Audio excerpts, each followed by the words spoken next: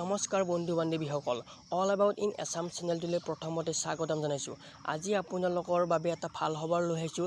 যিসকলৰ ছোৱালীৰ বয়স 10 বছৰৰ তলৰ হয় সেইসকলৰ বাবে সো বন্ধুসকল ভিডিঅ'টো সম্পূৰ্ণ চাব আৰু সকলোবোৰ বুজি পাব।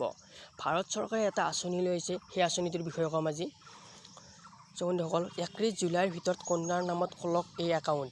21 বছৰৰ একাউণ্টত জমা হ'ব 64 লাখ টকা। সুকন্যা সমৃদ্ধি যোজনাত বিনিয়োগ কৰি আপুনি কন্যাৰ উচ্চ শিক্ষাৰ বিবাহ খৰচ সহজতে পূৰণ কৰিব পাৰিব। বন্ধুসকল চাই থাকিব। ইয়াতে কৈছে যে কন্যাৰ ভৱিষ্যতৰ সুৰক্ষিত কৰা এক ভাল সুযোগ। কন্যাৰ জীৱন সুৰক্ষিত কৰালৈকে বহু পিতৃ মাতৃ সমস্যাত পৰা দেখা যায়।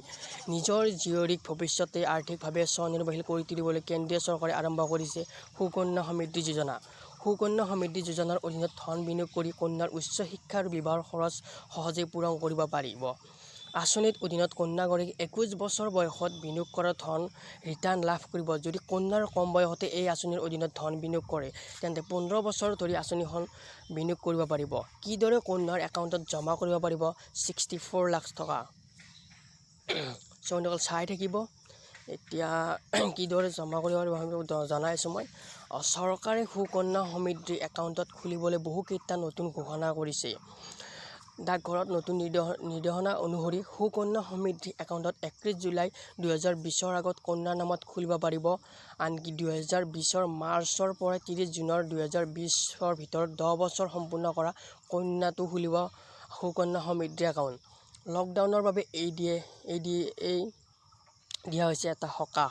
সুকন্যা সমৃদ্ধি একাউণ্ট স্কিম 2020 এটা বিত্তীয় বৰ্ষৰ সৰ্বোচ্চ 1.5 লাখ টকা সুকন্যা সমৃদ্ধিৰ একাউণ্টৰ পৰা জমা কৰিব পাৰে। সেইদৰে এবছৰত সৰ্বনিম্ন জমা ৰাশি 250 টকা আৰু 15 বছৰ পৰ্যন্ত এই একাউণ্টত ধন জমা থ'ব লাগিব। সুতৰ হাৰ কিমান হ'ব? সুকন্যা সমৃদ্ধি যোজনাত বৰ্তমান সময়ত 7.6% সুতৰ হাৰ লাভ কৰিছে।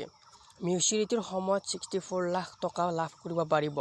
সুতৰ হাৰ হিচাপত প্ৰতিটো বিত্তীয় বৰ্ষত 1.5 লাখ টকা 15 বছৰ পৰ্যন্ত জমা কৰে তেন্তে জমা থোৱা ধনৰ পৰিমাণ হ'বগৈ 22,50,000 টকা আৰু সুত হ'বগৈ 41,46,540 টকা।